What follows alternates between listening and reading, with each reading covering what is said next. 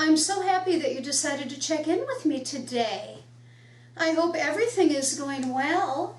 Take a look at your records. You are a freshman this year. So you've been here, since last fall, and we're now in spring semester. And so how are things going for you at Big and Blackmore University? Ah, that's why you want to come in and talk to me today. You wanted to make sure that your journey as a white boy here at Big and Blackmore University is progressing in a natural and normal fashion. All my new Caucasian freshman boys always have the same questions, and I can tell you that anything that you have to tell me is perfectly normal.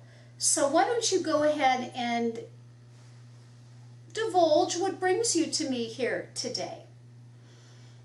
Okay, so you're living on campus. Your roommate is DeShante, the quarterback on our football team, right?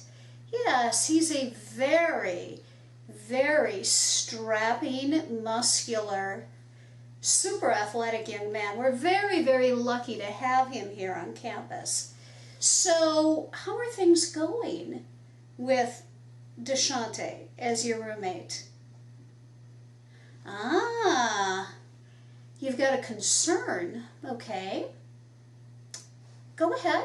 I mean, whatever you have to say doesn't leave these office walls. So your secrets are safe with me. Wow. Well, you said a mouthful, didn't you? You're concerned from certain activities that have been happening in your dormitory room if you're ever going to be a straight heterosexual boy again. Okay, what types of things are happening in your dormitory room? I'm guessing you're saying with your roommate, DeShante. Okay, so, wow, really? Okay, Well, I'm not really that shocked, but go on.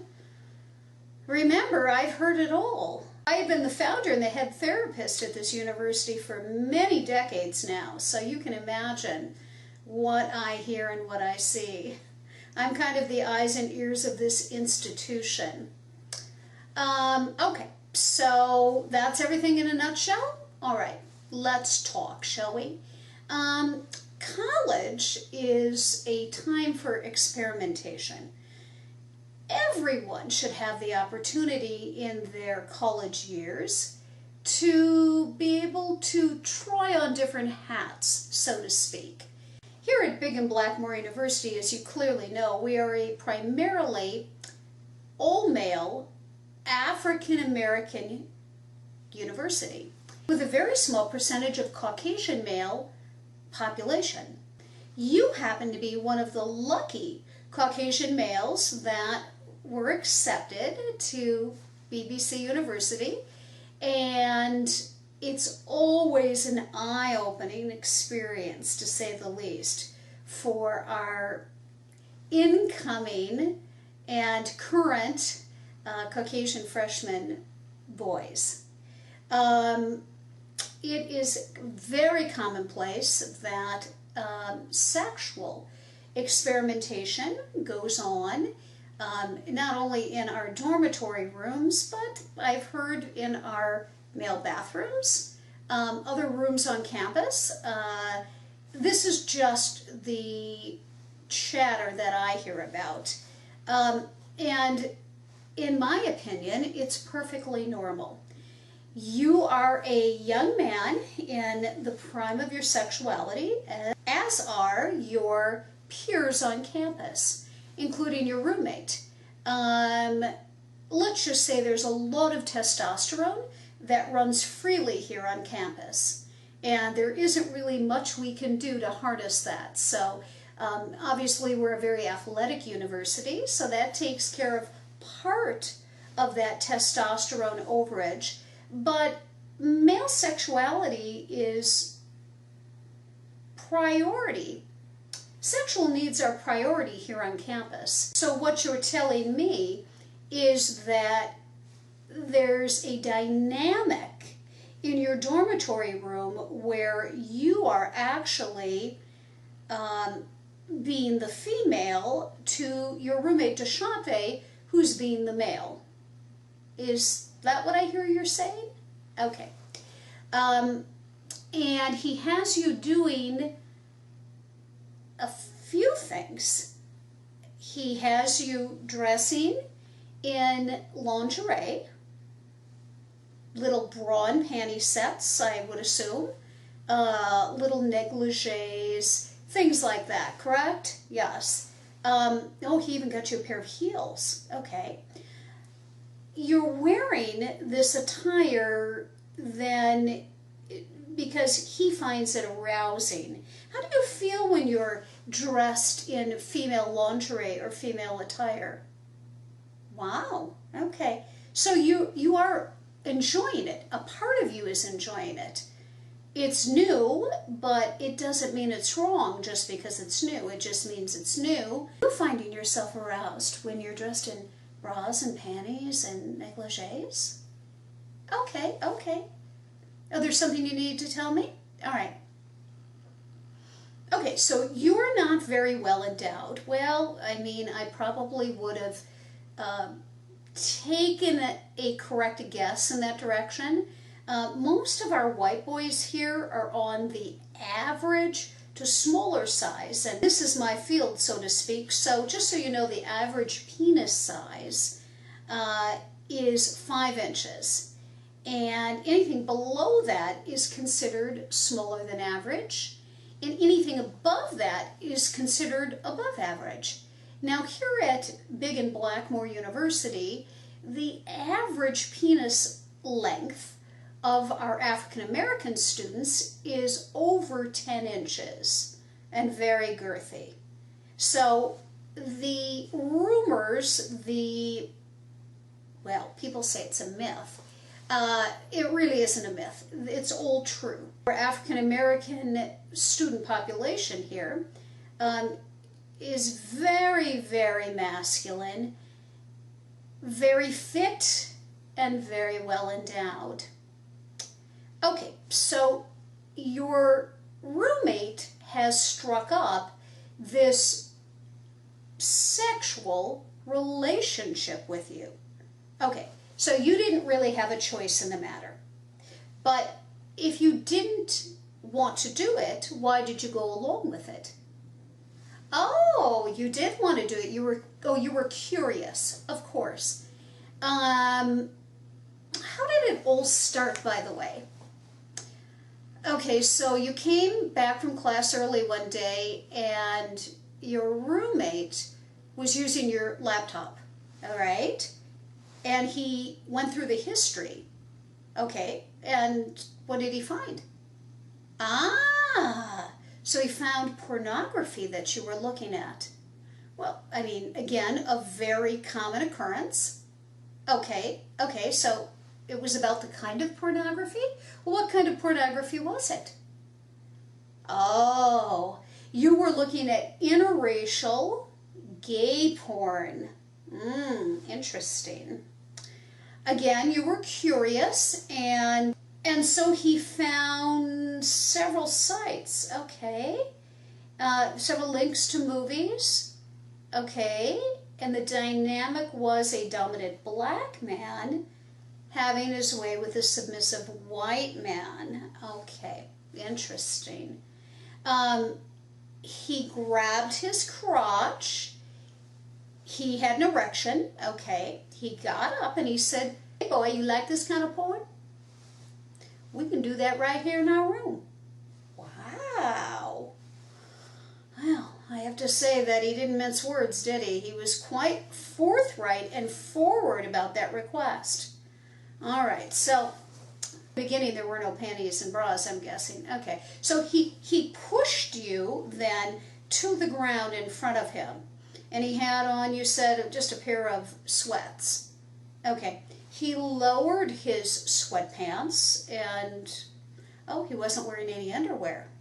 All right, and his very large black penis flopped out. Oh, really? So you're saying you thought it was 8 inches flaccid.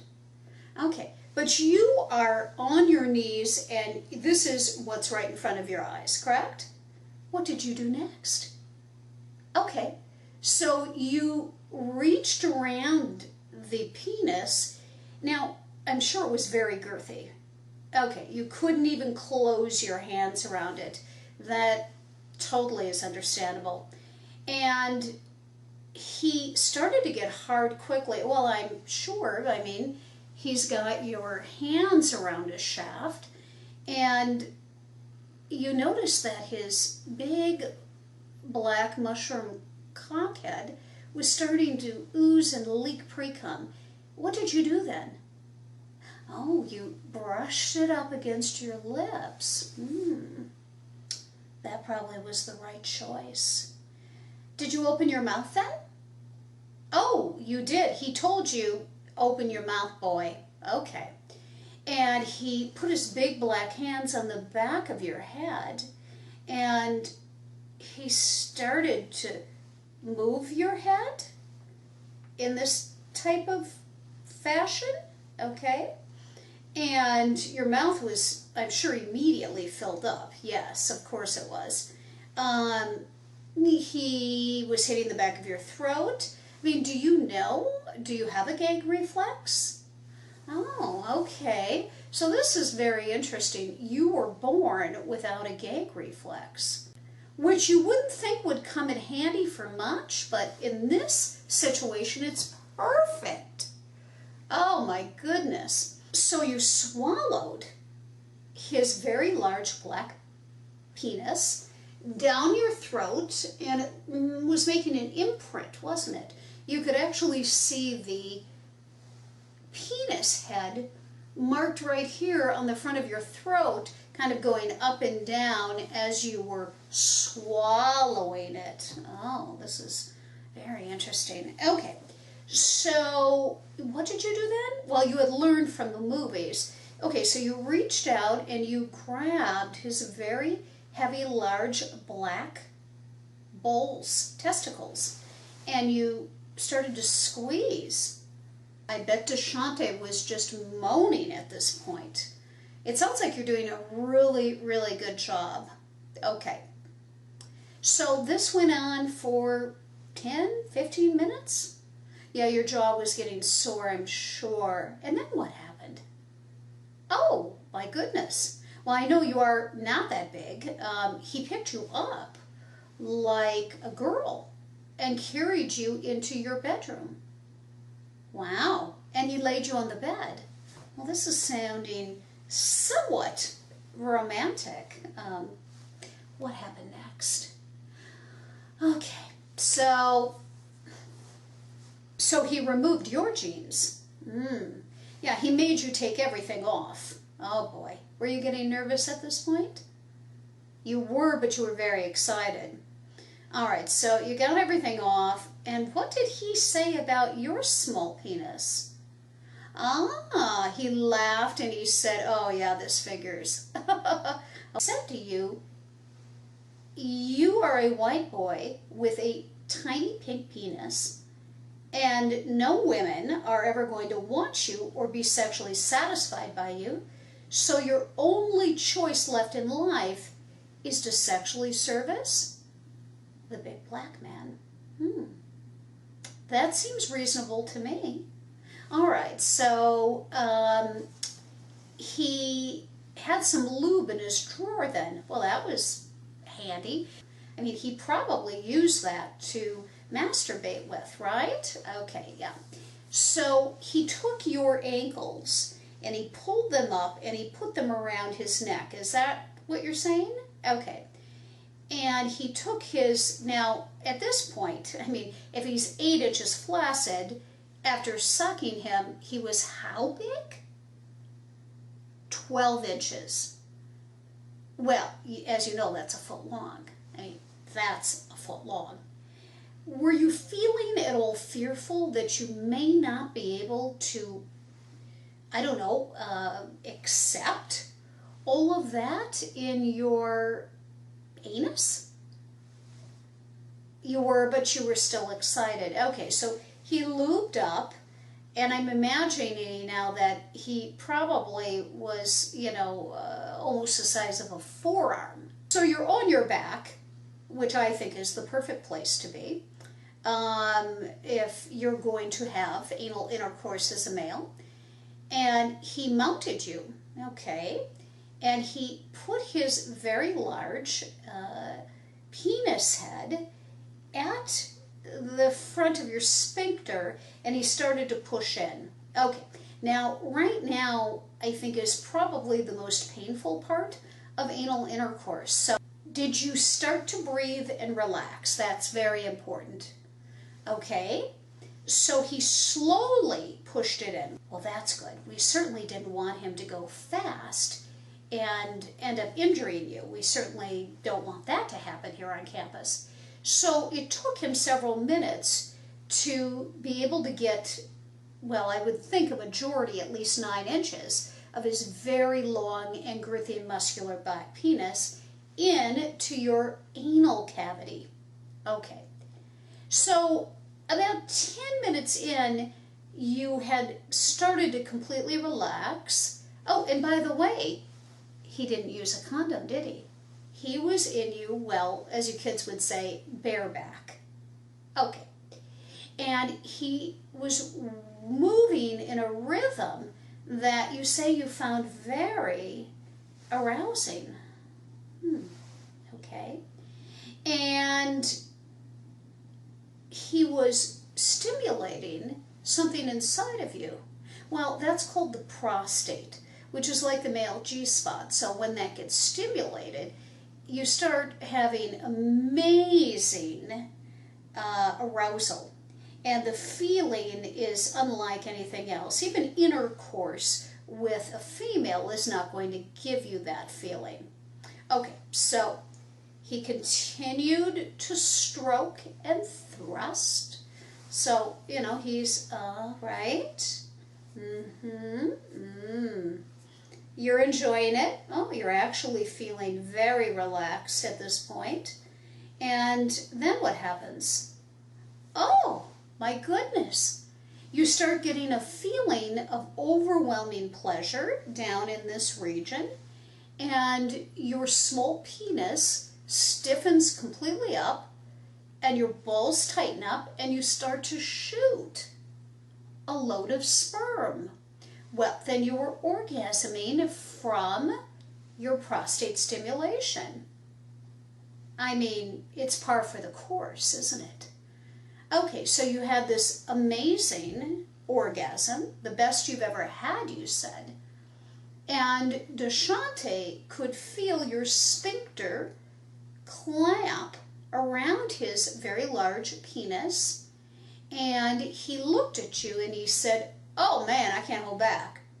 I'm getting ready to bust a nut in your ass." Okay, and could you feel him? Wow. So he swelled, and then he started to shoot like that, didn't he? Yeah. Well, he was having an incredible orgasm himself. Oh my. Oh my. It sounds like he drained his ball sacks inside of you. And then he just kind of collapsed on you. You both very sweaty and exhausted. And you kind of ended it in an embrace. Oh my. And that's a nice touch, I think. Don't you? Wonderful. Oh my goodness. And so that was the first time that ever happened. Wow. And it's been happening every single night since. Well, I mean, this sounds like a good thing, not a bad thing. So you've now totally gotten used to it and it doesn't hurt at all anymore. So you're concerned that all of this sperm ejaculate has gotten inside of you anally and made its way into your bloodstream and changed you from heterosexual to homosexual? Well, I don't think that's probably possible, but remember that human sexuality is fluid, so we're not all one thing. And you were curious about interracial male on male sex because he found it on your laptop, remember? Have an interest in having sexual relations with a female? None at all, do you? No, that's what I thought. I don't think that this is anything you need to be fearful of. I think, in fact, you just need to embrace it. I mean, you've got 3 more years here at Big and Blackmore University, and DeShante's a senior, so he'll be graduating, and you'll be rooming up with a new athletic big black male next year again. So, I mean, I would consider this as a incredible experience and just a normal part of college life, and you are that much more knowledgeable to go into your sophomore year an experienced white boy here at Big and Blackmore University. It's like you don't have to declare a major until your junior year. You don't need to declare your sexuality until you're comfortable with it. At Big and Blackmore University, part of our mission statement is to educate the whole male in mind, body, and spirit. And, if you're getting a little overtime in with the body, so be it. It's all very healthy, and you don't need to worry about it. In fact, I suggest that you continue to have a lot of male-on-male contact and fun, because remember, you can never do your college years over again. All right? Oh, that's excellent. Oh, well, thank you for stopping in again. And please don't be a stranger. You can come and see me anytime with any concerns or questions. You have a wonderful day. Bye-bye.